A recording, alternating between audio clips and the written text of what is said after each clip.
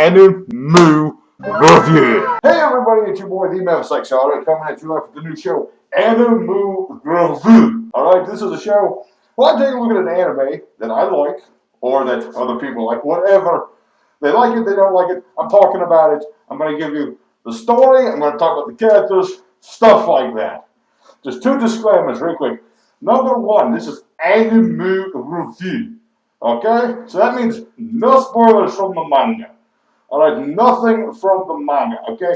So if there's any information in the manga, and you think I didn't cover it, leave it in the comments, it's fine, but this is Animu Review. We're not talking about no anime mangas, only anime. Disclaimer two, this is all my opinion. Remember that. So keep it clean, alright? Everybody keep it clean.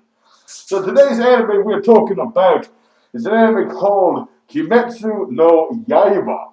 Demon Blade. Yeah, I got my Demon Blade right there. Demon Blade. Hoo-ha.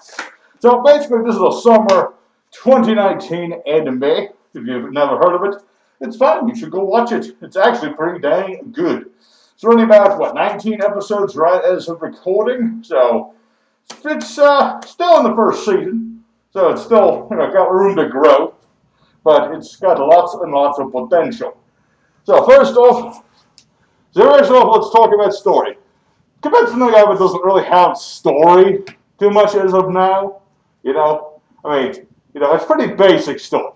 It's just like main character wants to get revenge on monsters, goes around kills monsters. Pretty basic story as of now. Will it get better in the future? Yes, it will. Will it get less interesting? No, not a lot. Yeah, pretty much basic story, but you know what? Kimetsu no Yaiba is not about the story. Okay, it's not about the story at all. In fact, it's about the characters. Okay, very, very, very nicely drawn characters. Seriously, the art of this anime is like on point. Colorful characters, very well drawn characters. The action is very well animated too. I'm getting out of order already. Let's talk about some characters. So there are 4 basic characters in the show you need to know. Okay, 4 main characters. Okay? You got Nezuko, Tanjiro, Zenitsu, and you've got Inosuke. Let's talk about first main character, who is the main character of all main characters in the show, and that is Nezuko. Okay, Nezuko, she's not like most main characters in anime. Okay, basically, she doesn't say much, she doesn't do much. Some might say she's not a main character at all. You're wrong. She is such a powerful main character. She doesn't have to do things, okay? She doesn't have to do anything whatsoever. In fact, if Nezuko did anything more than she already has in this anime, it would have ended on episode 4, okay? It would have been an OVA, not a real anime. Okay, don't yell at me if you like OVAs. OVAs are anime too, but you know what I mean. Okay, there could always have been more. So, Nezuko, she takes the form of a little girl with crazy dreadlock hair and adorable eyes and a ball gag for some reason. She is best girl, best anime protagonist, okay? She doesn't have to say anything, and yet her words speak volume. She doesn't have to do anything, and she can still kick your arse because she's Nezuko, okay?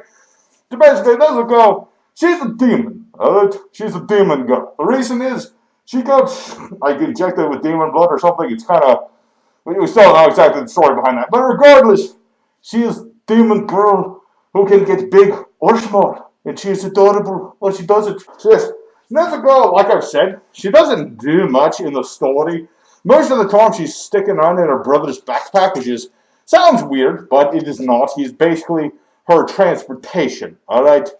Basically, Nezuko, she has it very well figured out. She knows if she did more things, she would destroy all of the monsters. She would kill all the demons. She'd kill the 12 superpower baddies. She'd kill the main villain. She'd do it all on her own. So she knows, Nezuko, she has to take it easy. And how does she do it? Well, she does it by sitting in a backpack all day. She lets her brother do things. Tanjiro's her older brother. We'll get to him in a minute. The guy who people thinks to make. Nezuko, she understands, because of the trauma of losing family that she and her brother Tanjiro went through, that she has to, make her brother toughen up. So Nezuko, she's not doing nothing just because she's overpowered. She's not doing nothing because she's lazy. She's doing it because she needs her brother to get toughened up. So she sits there doing nothing because it inspires her brother. Okay? It's just a powerful message. Powerful message. That is what it is. Now, if you guys aren't convinced of all these things I'm saying, well, here's the thing. We've seen Nezuko fight, what, 1, 2, 3 times in this anime? Okay? First time she fought someone, she one-shot minor off-character demon. Off-character, that's a new term.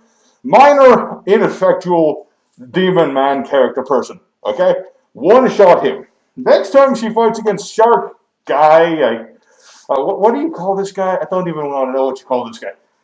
He is basically weird chitter-chatter. She does a little bit against him. She's tired at this point. She got jet lag. She got jet lag. Okay? What's most important is when she's fighting Ball Ogre Girl. Alright? So at first it seems like Nezuko, she's not winning. But you know what? She is winning because as the fight goes on, she's getting tougher. Now, for those of you who don't know, alright, Demon Ball Girl, pretty dang tough. And the way the demons get tougher is by killing and eating the people. It's pretty gross, pretty nasty. Nezuko hasn't eaten anybody, and yet, as she goes through the fight, she gets progressively tougher as she gets more and more awake. So, if that fight had gone all the way through, Nezuko would have definitely won. The only reason that she didn't finish off Demon Ball Girl is because, creepy, mysterious, beautiful, ghostly, doctor lady. She had to do her technique, her crazy old force you to talk technique. It was part of the contract. What can I say? Nezuko, honorable lady. Yeah. So, Nezuko, main character. Hey guys, it's Memphis here. So real quick, I was in the middle of editing this video when episode 19 of Kimetsu no Yaiba dropped, and I just wanted to let you guys know that Nezuko got her demon blood art thing, basically her magical power. She has the ability to cause blood to explode. Yeah, that's pretty dang cool, especially considering this anime is full of blood. So, for those of you who questioned Nezuko's main character status, I hope you're proud of yourselves. So, yeah, I just want to let you guys know that real quick, and just a little tidbit there. So, please just continue to enjoy the rest of the video. Next up, we got to talk about Tanjiro. Alright, Tanjiro is the guy most people think is the main character, and I can see why people would be fooled. Alright, got the colorful hair, the colorful eyes, the colorful clothing. He's got the MacGuffin blade, which is like a black sword with mysterious powers. You know how it is in anime. When the person gets a mysterious power, it usually means they're the main character. Tanjiro's not the main character. He's the Robin to Nezuko's Batman, I assure you. So yes, Tanjiro is a very well-respectable young lad. You know, when people need help, he is there. He helps them out. He does stuff to help the people. He's always got the smile on his face, and he's always just trying to be cheerful, respectable. He's a pretty cool dude. If Nezuko wasn't around, he would be the main character, but he is not the main character. So yes, Tanjiro, he fights a lot of the villains of this series. You know, let's see, he fought Handyman, he fought Chitter Chatter Kit Kat, he fought Eyeball Guy, who, I don't, okay, here's the thing, guys. Some of these demons have names, some of them don't. Okay, do I remember all of them? No. Do I want to remember all of them? Not really. Okay, I'm just here to present the facts. Okay, and Tanjiro, he's also fought some other pretty dang powerful guys like Drummer Boy and Spider-Man. Yes, this anime does have Spider-Man in it, okay? I checked. Just, Tanjiro, apart from being just a nice guy, okay, he's also pretty dang skilled with his sword, and he did that by learning from Mr. Urokodaki, who, if you don't know, he's basically Whitebeard meets Kakashi. Alright, kind of, sort of. And from Mr. Urokodaki, he learned water bending technique. I'm sorry. He learned water sorting technique. It's almost the same thing. Basically, he strikes like water. Basically, he's got very fluid motions. I'm trying not to hit my camera while I'm doing this. Very fluid motions and all that good stuff. Whoa, I have no idea what I'm doing. So yes, Tanjiro, he spends 2 whole years training with his sword, half of which is trying to cut through a big rock, which, as everyone knows, if you can take a sword about this length and cut through a hard bale rock, which is about like, I don't know, 3 times the length of your sword, then you'll kind of know what you're doing. You kind of know what you're doing. Kind of, sort of. Now, Tanjiro is a character, he has this one flaw. Now, I've mentioned already that he and his sister Nezuko lost their family to Demon Man, who is main villain dude, for reasons that have been alluded to but not entirely explained yet, as if per the anime, remember, manga not in here. So, basically, when he's being a super nice dude later in the series, he's suffering a little bit of, the PTSD, basically. He didn't just hear his parents, well, not his parents, his mother and his siblings were dead. He saw their dead turn apart bodies, alright? So, there's going to be a moment in this series where Tanjiro, he finds out something about his family, or about something bad happens with Nezuko, or something. He's going to have a mental breakdown, alright? You can just see it in his eyes. He is going to have the most major mental breakdown you ever saw in your life, alright? He's going to be screaming. And it's going to be up to somebody else to just smack him in the face and be like, get a hold of yourself, boy. Okay? Don't you disrespect Nezuko's honor. Okay? Nezuko would not cry. She would just get right back up and kick the living shite out of all the demons. That's just what she would do. That's what she's always done. So yes, Tanjiro, cool dude. Like I said, I do expect him to just freak out at one point, but that's just what happens with a character like that. I do expect him to toughen up a little bit at some point. Will there be a time skip again? I doubt it. Maybe. We'll see how it goes. Now, the next character we got to talk about is a guy, up until like one of the more recent episodes, I thought he was total garbage. Alright? That's Zenitsu. Zenitsu, he's the character who is, comedy relief. Okay? He's comedy relief. But he's not funny. Okay? Zenitsu is not a funny person. Zenitsu is... I'm just going to put up this picture of Zenitsu. You'll understand, okay?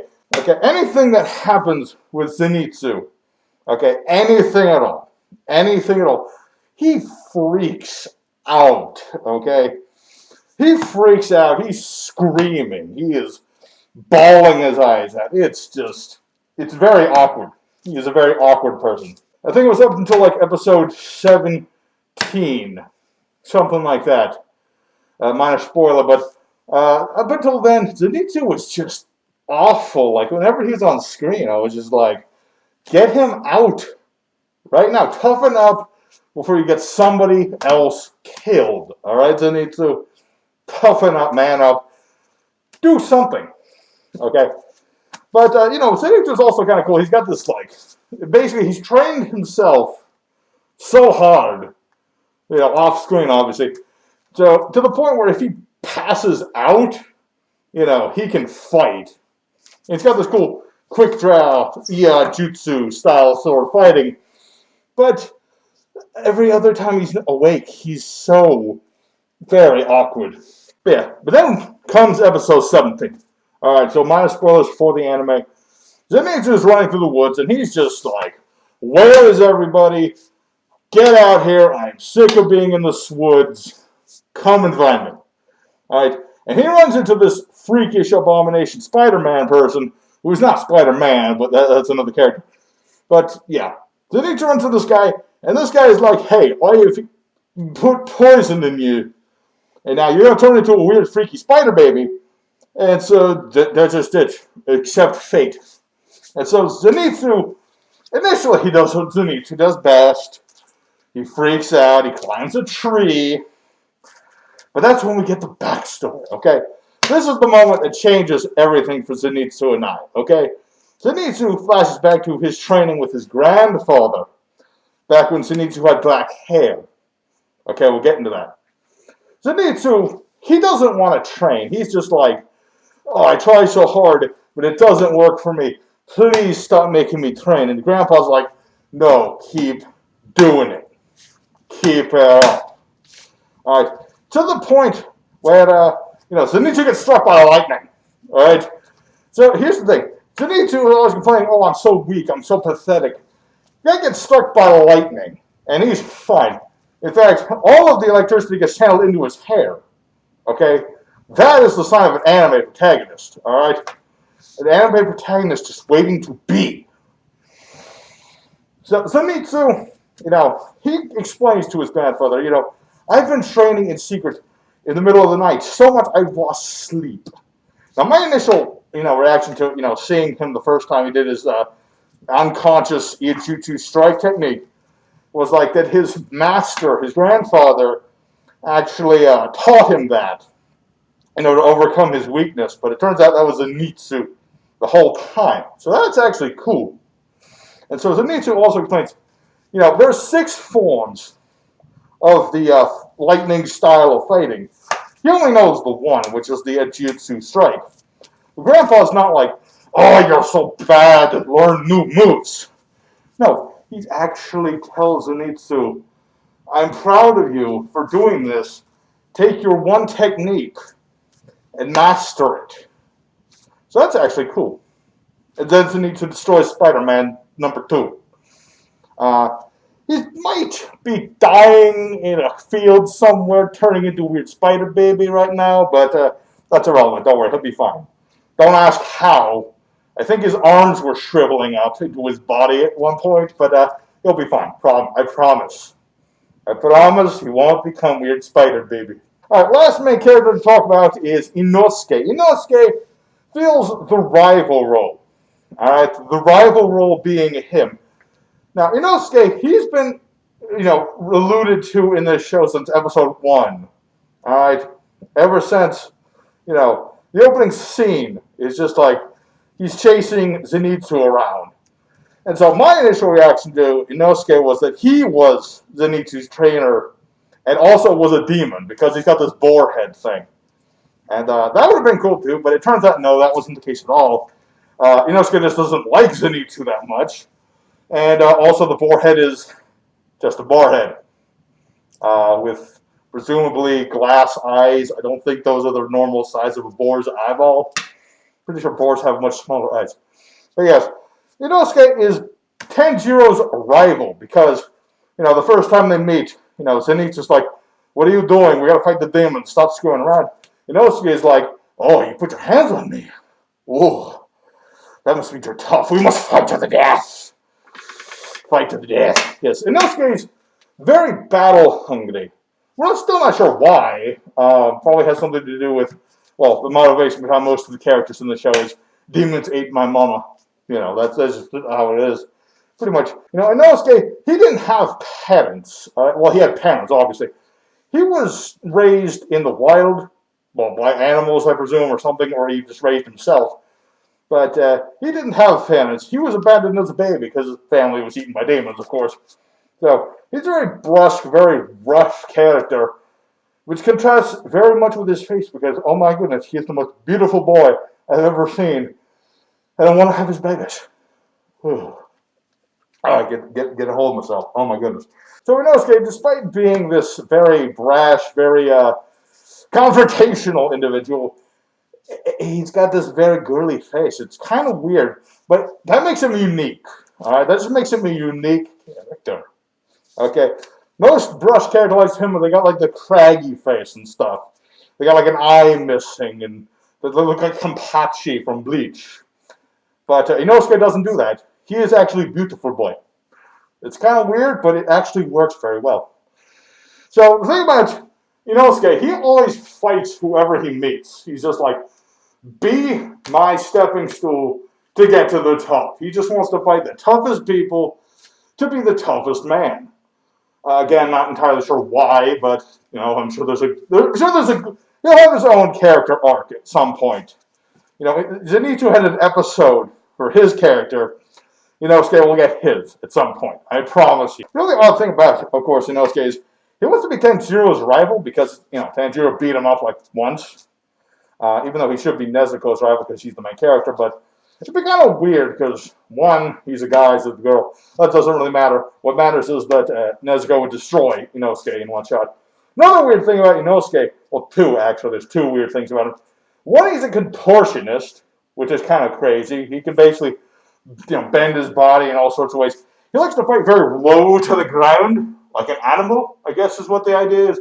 He fights like a wild animal. and he can bend himself like all the way backwards and stare at you from between his legs. It's kind of off-putting, but it's kind of cool. Another thing, he fights true sword style, and he's the only character we've seen thus far who does this. But a weird thing about it is, he explains how he gets his demon slaying sword. Basically, he just steals the thing. But he only explains how he gets the one sword. Did he steal them both from the same, like two different people? He must have, or did he steal one and find the other? It's kind of meh, whatever. So yeah, those are the basic four characters. Inosuke, currently my favorite because he's just like whenever he's on screen, you never know what he's gonna do. He's a cool dude.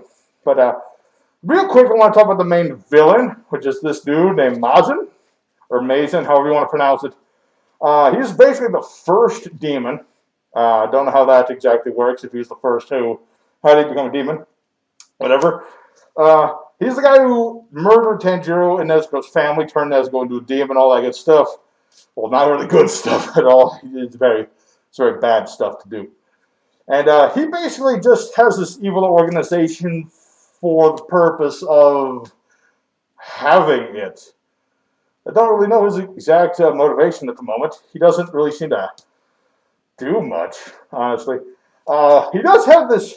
He has this family, though. It's kind of weird. When Tanjiro first meets Mazen, Mazen has this family of actual humans. A mother and a child, and they're not being mind controlled or nothing, or at least it doesn't appear to be so. So, does Mazen just did he take the role of husband? Is this actually his child? How does this all work? It's very odd. Now, we already saw in a flashback that Mazen was actually defeated in battle by, get this, Nezuko's dad, who was a demon slayer, of course. Still not sure what that's all about. I mean, I guess Nezuko's dad beat Mazen but didn't kill him for some reason. Either he failed to or he let him live. I don't know how that works. It's kind of weird. But, yeah, Mazen, a very interesting villain. We don't know his real motivations, other than killing Nezuko and Tanjiro because they're related to Nezuko's father, who beat Mazen up. So, very interested to see what he does. So one last thing I wanted to do for this episode is talk about the actual swords that are used in the samurai. They're called Nichirin, or color-changing swords. Basically, the idea is you get one of these swords, which is made by a weird dude in a mask. That's an entirely different discussion. And you pull out your sword, and basically you channel your ki energy or something into it, and then the blade will change color. Presumably based on, your personality, stuff like that, So basically, it's a bit of a weird thing in the show, okay? Two reasons. One, they mention that, different colors mean different things, like different abilities or something of that nature.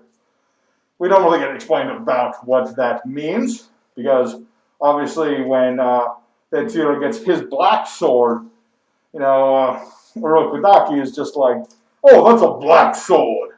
They're so rare, we don't really know what to do. It's just like, why have a color-changing sword with supposed magic powers? You don't know what it does. The other thing, the only characters we've seen with color-changed blades at all would be Tanjiro and Zenitsu. Zenitsu, his blade has like a lightning bolt down the side, which makes sense, of course, because the lightning thing, his whole lightning theme, it's his whole theme. But none of the other characters do. Especially the thing is with Inosuke.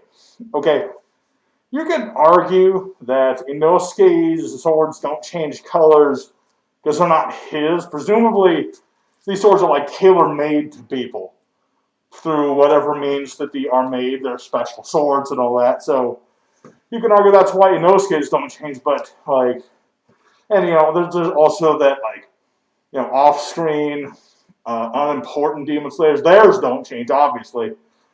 But then you get other main characters, like, there's Big Bro, who I haven't mentioned because he doesn't do that much. His sword is normal colored. Some other characters are normal colored as well, so it's like, why call them color-changing swords if they don't change colors that much? It's kind of weird. But yeah. So hopefully at some point we'll get informed of how these sword colors matter.